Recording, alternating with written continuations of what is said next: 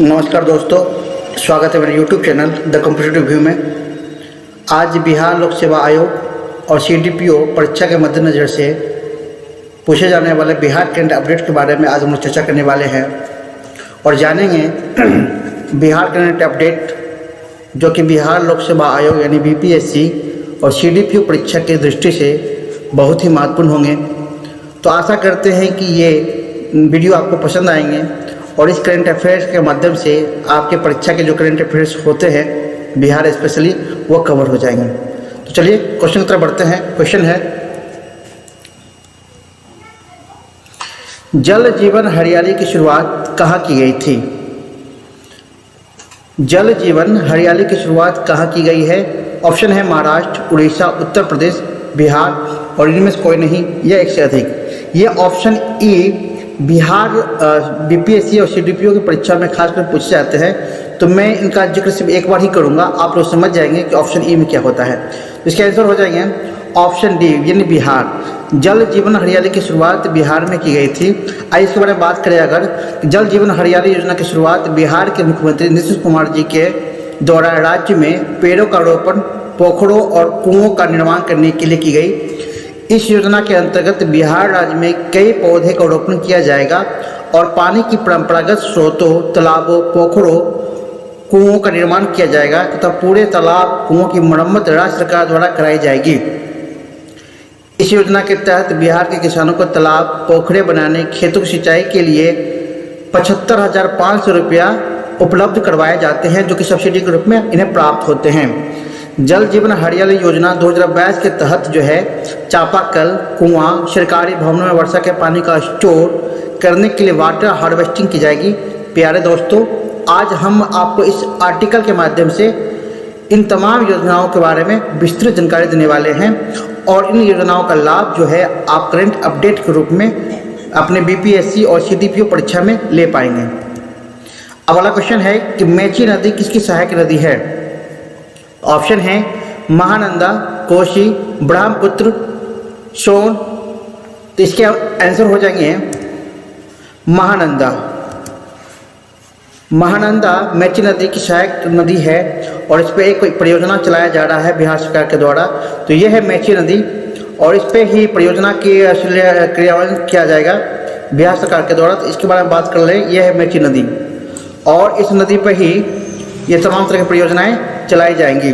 तो बात करते हैं कि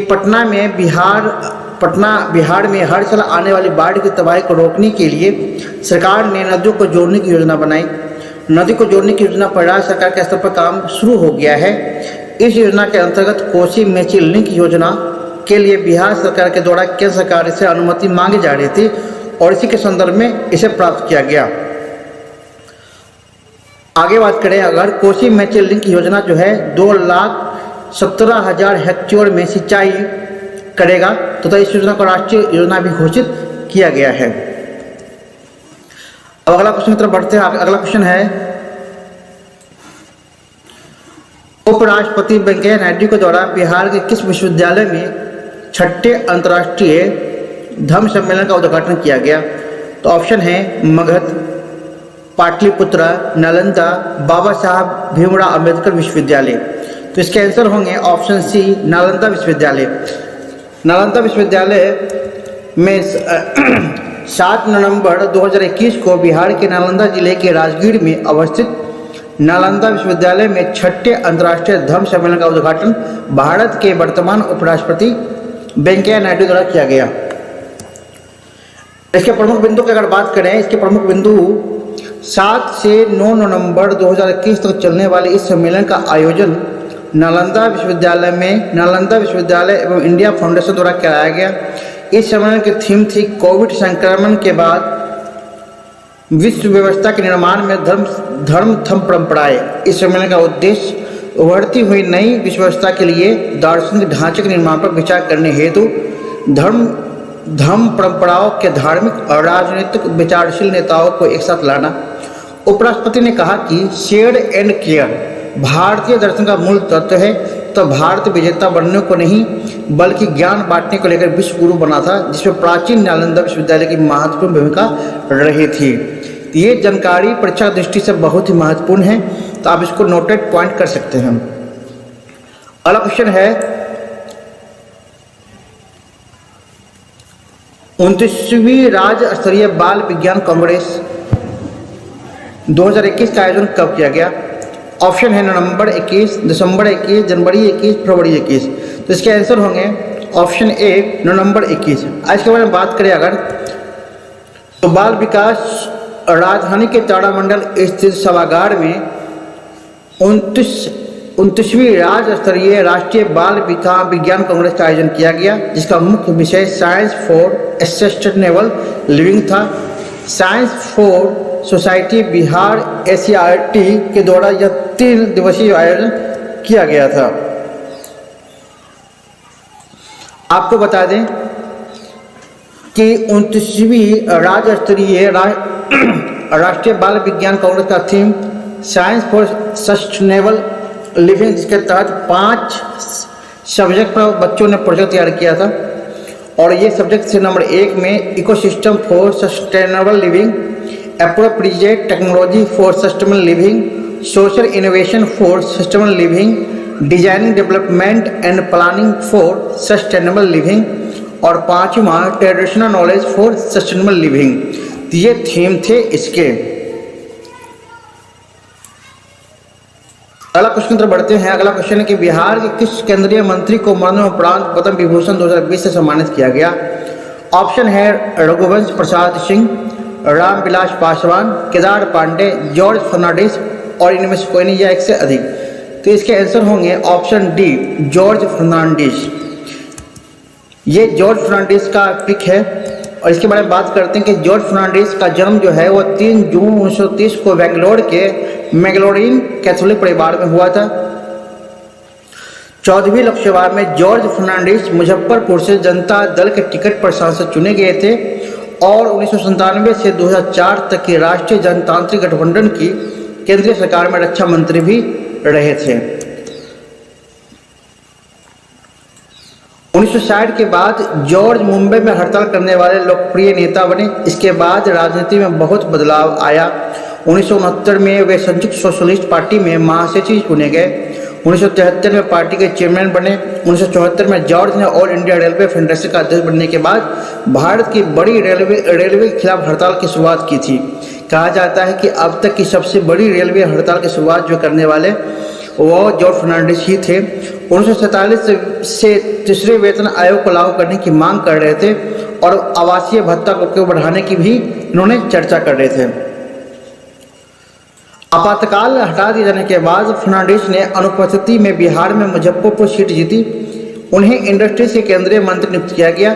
केंद्रीय मंत्री के रूप में अपने कार्यकाल के दौरान उन्होंने निवेश के उल्लंघन के कारण अमेरिकी बहुराष्ट्रीय कंपनियां IBM और कोका-कोला को देश छोड़ने का भी आदेश दिया था। ये बहुत बड़ी कार्य उनके द्वारा किया गया था। अगर 2020 अवार्ड की बात करें, 2020 पद्म विभूषण की बात करें तो 7 हस्तियों को इस बार पद्म विभूषण से नवाजा गया है। उनमें से है सुषमा स्वराज, जॉर्ज फर्नांडिस, विश्वेशा तीर्था, अनुरुद्ध जगन्नाथ, अरुण जेटली, मैरी कॉम और छन्नूलाल मिश्रा। अब अगले क्वेश्चन पर बढ़ते हैं। अगला क्वेश्चन है डॉक्टर राजेंद्र प्रसाद केंद्रीय कृषि विश्वविद्यालय बिहार के किस शहर में अवस्थित है? ये काफ़ी चर्चा में रहा है। वर्तमान दृष्टि में देखा जाए तो काफ़ी चर्चा में रहा है ये चीज़ें, तो इसके बारे में बात करते हैं। समस्तीपुर, पटना, भागलपुर और वैशाली ऑप्शन है, तो इसके आंसर हो जाएंगे समस्तीपुर। इसके बारे में बात करें, ये उनका मेन गेट है राजेंद्र प्रसाद केंद्रीय कृषि विश्वविद्यालय का। राजेंद्र प्रसाद केंद्रीय कृषि विश्वविद्यालय पूसा का दूसरा दीक्षांत समारोह हुआ। कार्यक्रम में उपराष्ट्रपति वेंकैया नायडू, राज्यपाल Phagu Chauhan, CM Nitish Kumar, deputy CM Renu Devi, कृषि मंत्री उमेंद्र प्रताप सिंह, गन्ना उद्योग मंत्री प्रमोद कुमार, पूर्व केंद्रीय मंत्री राधा मोहन सिंह शामिल हुए। उपराष्ट्रपति वेंकैया नायडू भी इस कार्यक्रम में शरीक हुए थे।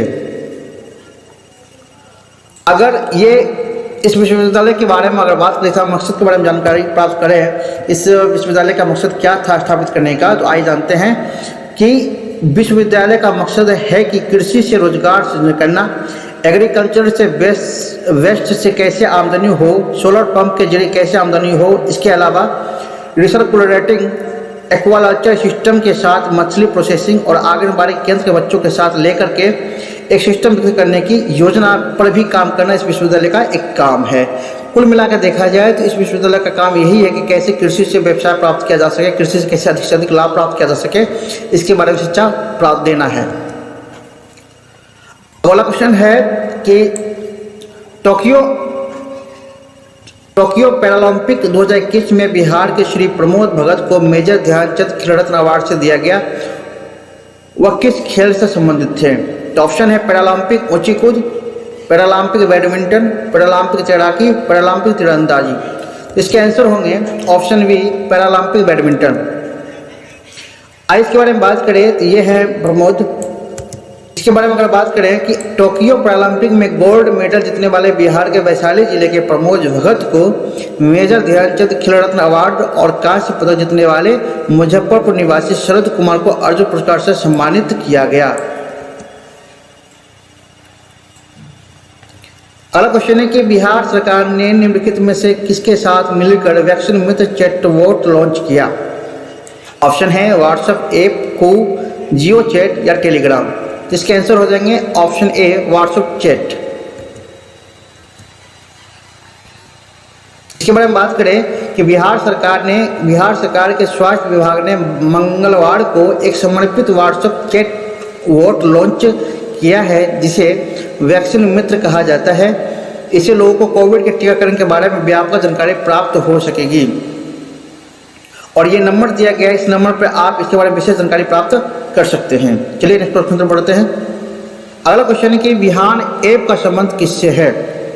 ऑप्शन है खेल, कृषि, कोविड-19 के प्रति जागरूक फैलाने के लिए, ऑनलाइन प्राथमिक शिक्षा के लिए। तो इसके आंसर होंगे ऑप्शन बी कृषि।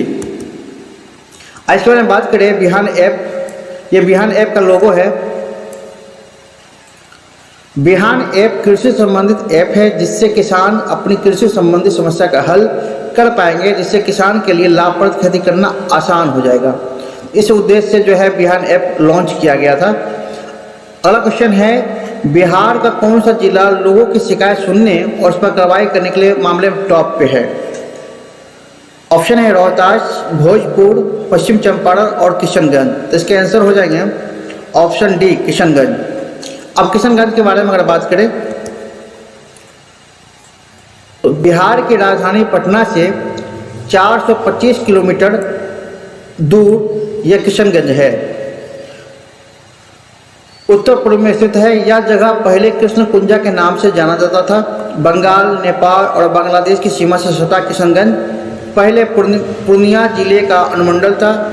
बिहार सरकार ने 14 जनवरी 1990 को इसे पूर्ण रूप से जिला घोषित कर दिया और पर्यटन की दृष्टि से देखा जाए तो खगड़ा मेला, नेहरू शांति पार्क, चुरली किला जैसे जगह पूरा घूम सकते हैं। यहाँ पे पानी घाट, गंगटोक, कलिंगपोंग, दार्जिलिंग जैसे पर्यटन स्थल भी मौजूद हैं। तो कुल मिलाकर के बिहार के दार्शनिक स्थलों में ये शामिल है किशनगंज। तो आज के वीडियो के लिए इतना ही। लगातार मेरे चैनल पर बने रहें और इस वीडियो को सब्सक्राइब करें, लाइक करें, शेयर करें और बेल आइकन को दबा दें ताकि मैं जो भी वीडियो करूं या जो भी मैं एक नया टॉपिक करूं उसका नोटिफिकेशन जो है आप तक पहुंच जाए। मिलते हैं नेक्स्ट वीडियो में, तब तक के लिए अपना ख्याल रखें, सुरक्षित रहें।